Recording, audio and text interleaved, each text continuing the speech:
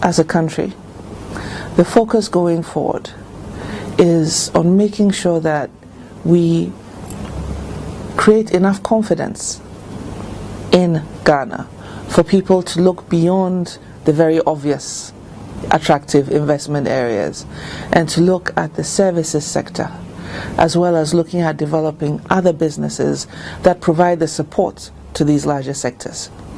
Because here we have the oil and gas industry, which is largely extractive and is offshore.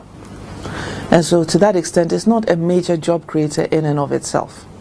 But there's the oil services sector that could either go to companies that are not Ghanaian, or that we can attract companies that are not Ghanaian to develop in Ghana and develop our local talent and our local skills as well, and to create that participation that will allow Ghanaians to feel that they're not just benefiting from this resource in terms of revenue, but they're also benefiting from this resource in terms of job creation. And so that is the focus going forward. So to make it simple, what we're telling investors is that this is a country that has a record of strong institutions, of stable systems of government, of prudent economic management. Yes, we have had our shocks, as everybody else in the global environment has had over these last couple of years. But even then, we have been on a very strong trajectory of growth. And we project that going forward, it is going to be very much the same.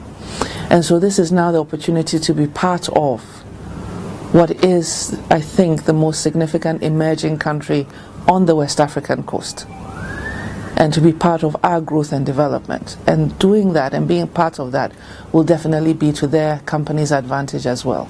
I mean, think about it. A couple of years ago, 20, 30 years ago, we were nowhere near the position we are in now. Now we are the second largest economy in West Africa next to Nigeria, and we only just discovered oil. So definitely, we think that we have a positive story to tell and a good invitation to make. We want to be seen as a country that respects the rule of law and respects and enforces our own laws. It is only when we respect and enforce our own laws that you can be sure that when you come here, you will be protected by them.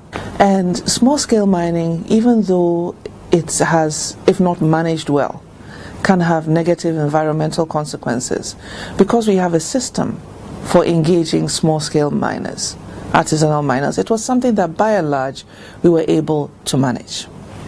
Now, when there was the influx of Chinese citizens in the small-scale mining activity, it didn't become quite the same anymore, because they were using equipment, they were using heavy-duty earth-moving equipment, they were diverting the sources of rivers in a way to be able to have better access to the gold. But at the same time, they were doing serious damage to the environment. The European Union is one of our most important trading partners, because a significant amount of our exports goes to the European Union.